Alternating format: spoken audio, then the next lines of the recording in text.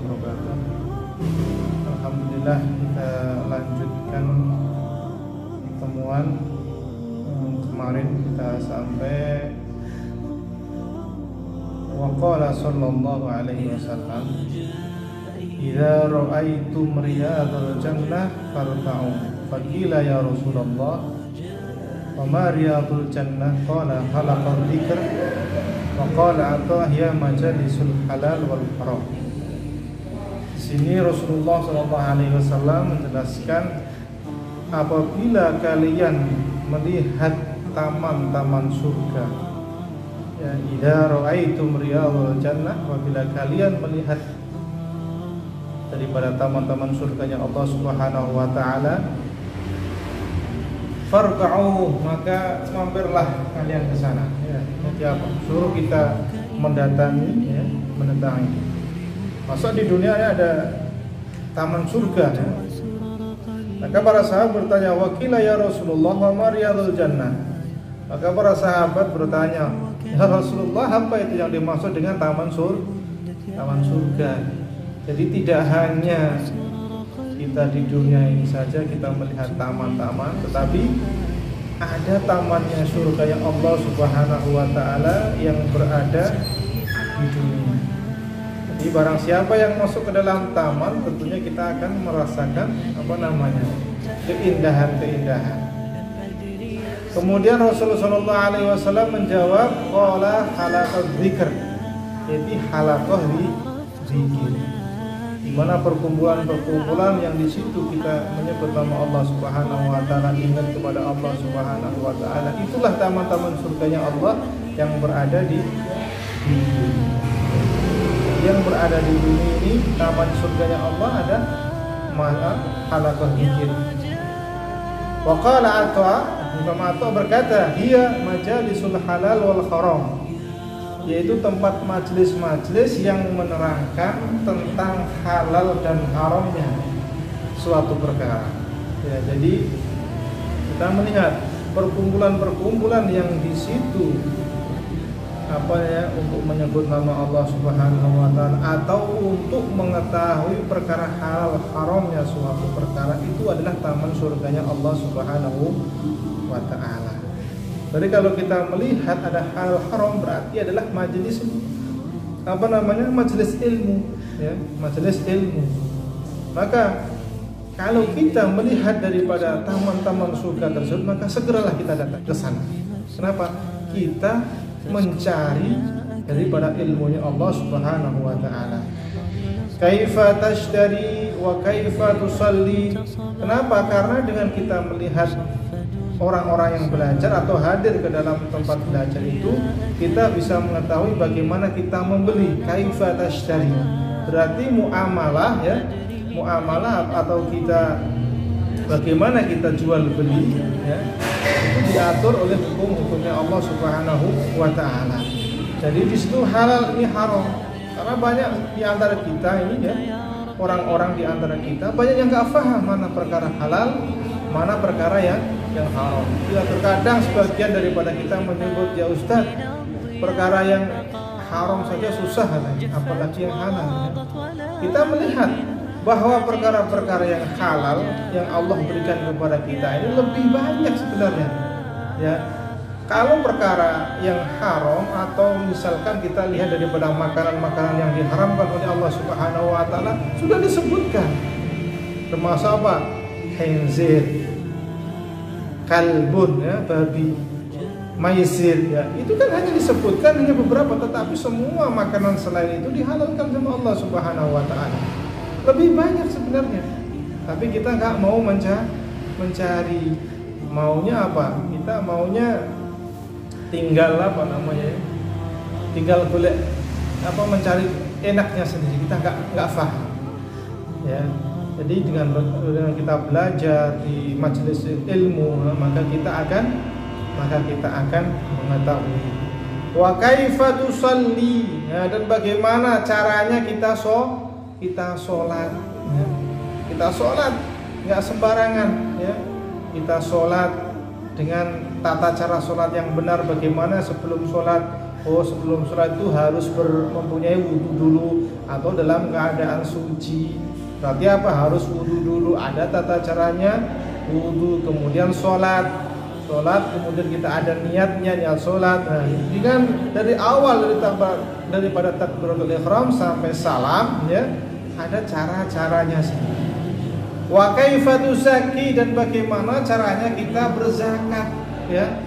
Jadi zakat ini enggak asal kita berikan, karena apa? Zakat itu sebagaimana kita sudah ketahui, ma'ruf, ada 8 asnaf, itu 8 golongan yang berhak menerima zakat. Selain 8 golongan tersebut, itu bukan hak, bukan zakat namanya, ya. Namanya bisa sedekah, bisa hibah, bisa hadiah, ya. Jadi kita lihat. Nah, kalau kita sudah tahu asnaf yang 8 golongan tadi yang berhak menerima zakat, jangan kita berikan zakat kita, ya, kepada selain yang 8 itu. Kalau kita memberikan kepada yang selain 8, jatuhnya bukan zakat. Nah, disitulah kita kita belajar, kita menjadi tahu. Wa kaifa tahuj. Nah, bagaimana caranya kita melaksanakan ibadah haji, ya. Tentunya kita semua berharap diberikan kesempatan oleh Allah Subhanahu wa taala untuk, ya, kita bisa berhaji ke Baitullah, ya. Itu ada tata caranya sendiri dari awal sampai akhir, manasiknya, ya. Jadi kita berhaji ke Baitullah, termasuk haji itu adalah rukun Islam yang kelima. Man istata'a ilaihi sabila. Berhaji itu diwajibkan bagi seseorang yang sudah mampu jalannya. Kalau belum mampu, ya enggak, ya. Belum mampu, karena kita berhaji, ya. Kita berhaji enggak cukup jalan kaki mungkin kalau kita orang Indonesia. Ya, kita harus mempersiapkan, bahkan urutan antrian pun kalau di Indonesia ini ada yang sampai 25 tahun, Masya Allah. Kita daftar sekarang, nanti berangkatnya nanti 25 tahun yang akan datang. Ya kan sekarang 2020 ini, ya. Nanti bisa berangkatnya 2045. Antrian urutannya itu. Karena apa? Saking banyaknya yang mendaftar. Kemudian bagaimana pemerintah pun mengatur supaya ini tetap dalam koridor. Nanti dari segi pengurusannya, dari segi pemberangkatannya, dari segi semuanya lah, ya, itu diatur supaya perjalanannya pun juga nyaman, aman, ya. Itu wa kaifa tankih. Ya, dan bagaimana kita melakukan akad nikah, ya, kita menikah. Seseorang yang sudah waktunya untuk menikah, ya, itu ada tata caranya, enggak asal aja, ya. Jadi harus dikhitbah dulu, kemudian diakid. Nah, setelah diakid baru, ya, baru. Wa ma asbaha dzalik, dan apa-apa yang menyerupai. Ya, jadi apa? Dengan kita belajar ilmu tadi, kita jadi tahu, ya, bagaimana kita meletakkan hukum-hukumnya Allah Subhanahu wa taala, meletakkan perkara-perkara yang seharusnya kita jadi mengetahui dengan cara hadir ke majelis ilmiah. Perkara-perkara atau tempat-tempat yang membahas permasalahan-permasalahan itu adalah di majelis-majelis ilmu. Maka ketika ada majelis ilmu, segeralah kita datang ke majelis ilmu, ya. Majelis ilmu atau majelis zikir, di mana majelis tersebut bisa mengingatkan kita kepada Allah Subhanahu wa taala. Ya, kalau kita zikirnya, kita mungkin masih zikir lafzi. Zikir lafzi itu masih kita mengucapkan, ya, bagaimana kita tak ketahui, ya, subhanallah, alhamdulillah, Allahu akbar, dan lain sebagainya. Itulah zikir lafaz.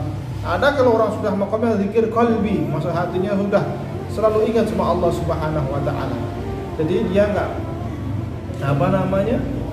bisa lepas daripada pengingatan dia kepada Allah Subhanahu wa taala.